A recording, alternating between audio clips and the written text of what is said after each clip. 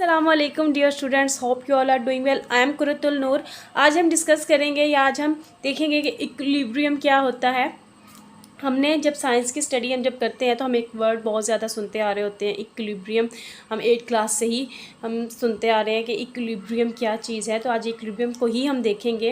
Equilibrium क्या है? If a body, सबसे पहले मैं आप लोगों को डिफाइन बता दूं, फिर आप लोगों को अच्छे से समझ आ जाएगी। If a body under the action of several forces at rest और moving with uniform velocity it is said to be equilibrium. इसका मैं बताती हूँ। यानी कि कोई भी अगर बॉडी है, इक्विलिब्रियम में क्या होता है कि जितनी भी फोर्सेस हैं, या तो फोर्सेस किसी भी इवेंट के अगेंस्ट हो या उसके सपोर्ट में हो, वो सब बैलेंस हो जाती हैं। ठीक है, जितनी भी फोर्सेस हैं, चाहे वो उसके अगेंस्ट हो, अपोज हो या उसके सपोर्ट में हो, ठीक है, सब क्या कर देती हैं? बैलेंस हो जाती हैं। इक्विलिब्रियम बैलेंस कर देता है उनको। क्या है कि if a body under the all action the forces is at rest. एक बॉडी अगर रेस्ट पे है, अगर एक बॉडी के ऊपर इतनी सारी फोर्सेस एक्ट कर रही हैं, ठीक है, तो वो क्या है? रेस्ट पे आ जाएंगी। और moving with uniform velocity, uniform velocity का क्या मतलब है? यूनिफॉर्म का क्या मतलब है? सेम। और यूनिफॉर्म वेलोसिटी का क्या मतलब हुआ कि सेम होगी, जो वेलोसिटी होगी इसकी सेम होगी, कोई भी चेंज नहीं आएगा। यानी कि वेलोसिटी में कोई भी चेंज नहीं आएगा। यूनिफॉर्म वेलोसिटी का यही मतलब है कि यानी कि कोई भी कमी या बेशी नहीं आएगी। जब हम बॉडी को मूव करवाएंगे यूनिफॉर्म वेलोसिटी में तो उसके ऊपर कोई भी फ़र्क नहीं पड़ेगा। So body under the action of several forces rest पे is at rest और moving uniform velocity is said to be equilibrium। Simply है कि जितनी भी फोर्सेस हैं, चाहे वो वाली फोर्सेस उस बॉडी के अगेंस्ट काम कर रही हो या उसके सपोर्ट में काम कर रही हो, वो सब बैलेंस हो जाएंगी। ये इक्विलिब्रियम कहलाता है।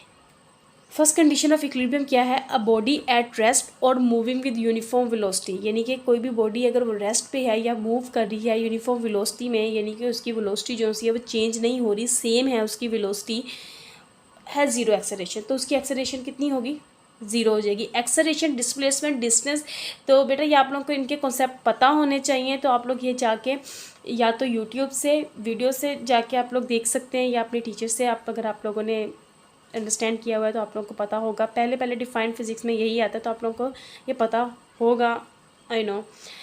ठीक है, एक बॉडी अगर वो रेस्ट पे है या मूव कर रही है यूनिफॉर्म वेलोसिटी पे, उसकी वेलोसिटी बिल्कुल भी चेंज नहीं हो रही, सेम है, तो उसकी जीरो एक्सेलरेशन है जीरो एक्सेलरेशन। फॉर एग्जांपल, ये हमारा फर्स्ट कंडीशन ऑफ इक्विलिब्रियम है।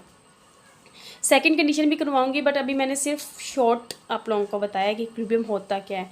व्हेन वेलोसिटी यूनिफॉर्म है यानी कि सेम है, तो एक्सेलरेशन हमारे पास जीरो हो जाएगा। हमें पता है फोर्स क्या होती है, F is equal to ma।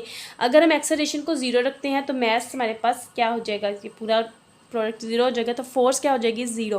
यानी कि किसी भी बॉडी के ऊपर जितनी भी फोर्सेस पड़ेंगी तो उसका जो नेट चार्ज होगा वो क्या होगा? ज़ीरो होगा। उसके ऊपर कोई फ़र्क नहीं पड़ेगा, वो बैलेंस हो जाएगा। क्या है? The sum of all the forces acting on the object must be zero. जितनी भी फोर्सेस, जितनी भी ज़्यादा फोर्सेस हम ले हैं, जब किसी भी ऑब्जेक्ट के ऊपर आएंगी, एक्ट करेंगी, वो ज़ीरो हो जाएंगी। ठीक है, कोई उनके ऊपर फ़र्क नहीं पड़ेगा। ई हमारे पास ये वाला EF, हमारे पास ये वाला साइन क्या है? टोटल। इसको हम टोटल कहते हैं। ठीक है, total force is equal to zero और symbol E stands for the sum, total. ठीक है, आई होप कि आप लोगों को इक्विलिब्रियम का कॉन्सेप्ट पता चल गया होगा। Thank you.